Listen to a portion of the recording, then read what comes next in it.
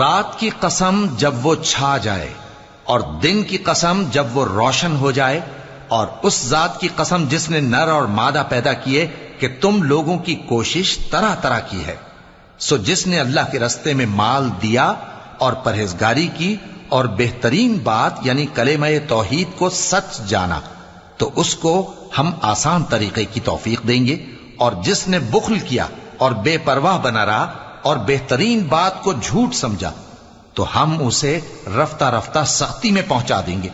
اور جب وہ دوزخ کے گڑھے میں گرے گا تو اس کا مال اس کے کچھ بھی کام نہ آئے گا۔ یقیناً راہ دکھا دینا ہمارا ذمہ ہے،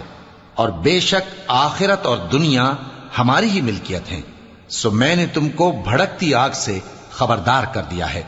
اس میں وہی داخل ہوگا جو بڑا بدبخت ہے، جس نے جھٹلایا اور منہ پھیرا، اور جو بڑا پرہیزگار ہے وہ اس سے